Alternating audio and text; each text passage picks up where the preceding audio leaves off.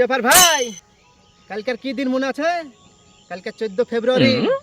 তো গার্লফ্রেন্ড নিয়ে যাওয়ার কি প্ল্যান করলে আমাদেরকে বলো, আমরা যাব। বারে মন্টু বাহ, সত্যি তোরা মানুষ আর তোরা দেশের নাগরিক। ভুট্টু ভাই তুমি এভাবে বলছো কেন? কাল 14 ফেব্রুয়ারি ভালোবাসা দিবসেরই তো দিন। কাল যে 14ই ফেব্রুয়ারি সেটা আমারও মনে আছে, কিন্তু আজ থেকে 6 বছর আগে যে ঘটনাটা ঘটেছিল এই 14ই ফেব্রুয়ারিতে, সেই ঘটনা কি তোর মনে আছে? কেন গো ভুট্টু ভাই, 6 বছর আগে কি ঘটেছিল? কাল যে 14ই ফেব্রুয়ারি বেশ তোর মনে আছে, কিন্তু একটা কথা কি জানিস? আজ থেকে 6 বছর আগে পোলাওমা জঙ্গি হামলায় 40 জন নওজোয়ান মারা গেছে। এটা কি তোর মনে আছে বল? এটা কিভাবে তোদের মনে থাকবে? এটা তোদের মনে থাকবে না, কেন যারা গেছে তারা গেছে, ওদেরকে মনে করে কি লাভ বল?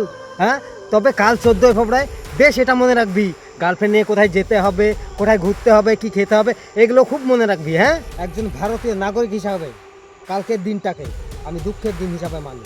আজ থেকে 6 বছর আগে 2019 সালে যে মর্মান্তিক ঘটনাটি ঘটেছিল, সেই ঘটনার পর থেকে আমি এই 14ই ফেব্রুয়ারি দিনটাকে দুঃখের দিন ছাড়া সুখের দিন কোনো দিনই ভাবতে পারি না। ভাই, তোরা যেখানে ইচ্ছা সেখানে ঘুরতে যা, কিন্তু প্লিজ দয়া করে আমাকে এসব কথা বলিস না। ভুট্টু ভাই সত্যি আমি ভুলে গেছি এই দিনটার কথা, কিছু মনে করে না, ঠিক আছে? আচ্ছা ঠিক আছে, চল। ঠিক আছে। বন্ধুরা, 14ই ফেব্রুয়ারি ভালোবাসা দিবস, এটা আমরা সবাই জানি।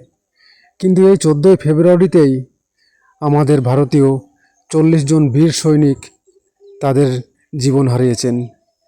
এই দিনটা আমরা সবাই ভুলে যাইনি তো? আমাদের ভারতীয় নাগরিক হিসাবে এই দিনটা আমাদের কাছে খুব দুঃখজনক। তাই সেই সব বীর সৈনিকদের আত্মার শুভ কামনা করি। ধন্যবাদ, দেখা হবে পরবর্তী ভিডিওতে। এই ঘটনার কথা মনে রেখে অবশ্যই ভিডিওটি শেয়ার করবেন। ধন্যবাদ।